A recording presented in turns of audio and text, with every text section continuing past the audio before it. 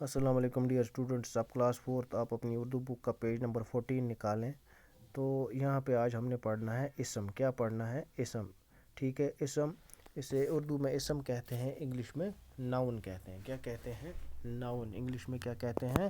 Noun.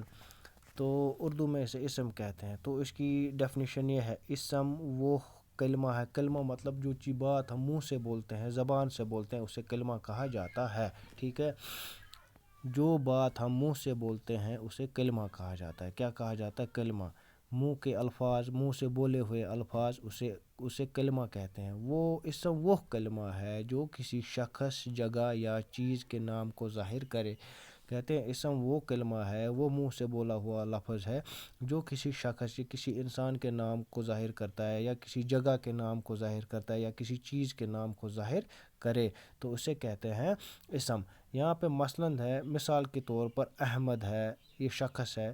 سری نگر یہ جگہ ہے۔ کرسی یہ چیز ہے۔ اقبال یہ شخص ہے، ٹھیک ہے۔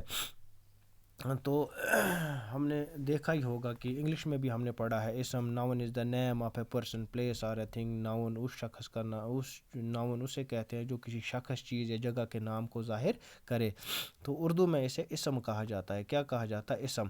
اسم وہ کلمہ ہے۔ کلمہ میں نے آپ سے بولا، کلمہ اس الفاظ کو، ان الفاظ کو بولتے ہیں جو انسان منہ سے بولتا ہے، اسے کیا کہتے ہیں؟ اسے کلمہ کہتے ہیں، اسے کلمہ کہا جاتا ہے۔ کلمہ کس کو کہتے ہیں؟ جو ہم منہ سے بولتے ہیں، جو الفاظ جس کا کوئی معنی ہو، تو اسے ہم کلمہ کہتے ہیں، اسے ہم کلمہ کہتے ہیں۔ تو اسم وہ کلمہ ہے، کہتے ہیں اسم اس کلمے کو کہتے ہیں جو کسی شخص، جگہ یا چیز کے نام کو ظاہر کرے۔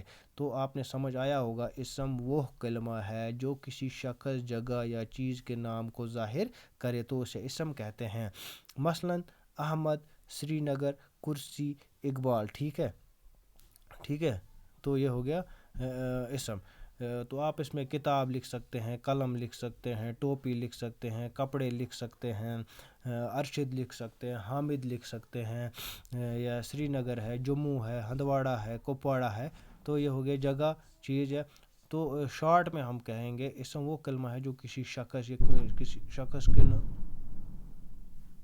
کسی شخص کے نام کو، کسی جگہ کے نام کو، یا کسی چیز کے نام کو ظاہر کرے، تو اسے کیا کہا جاتا ہے؟ اسے اسم کہا جاتا ہے۔ تو مثلاً یہاں پہ مثال دی ہوئی ہے، احمد ہے، سری نگر ہے، کرسی ہے، اقبال ہے، ٹھیک ہے۔ تو یہ اسم کہا جاتا ہے۔ تو آپ نے یہ یاد کرنا ہے، اسم وہ کلمہ ہے جو کسی شخص، جگہ یا چیز کے نام کو ظاہر کرے۔ مثلاً احمد، سری نگر، کرسی، اقبال، ٹھیک ہے۔ میں پھر سے آپ کو تعلیم دیتا ہوں، اسم وہ کلمہ ہے جو کسی شخص، جگہ یا چیز کے نام کو ظاہر کرے۔ مثلاً احمد، سری نگر، کرسی، اقبال، وغیرہ وغیرہ۔ تو یہ آپ نے یاد کرنا ہے۔ تو اس کا مطلب ہم نے آج اسم پڑھا۔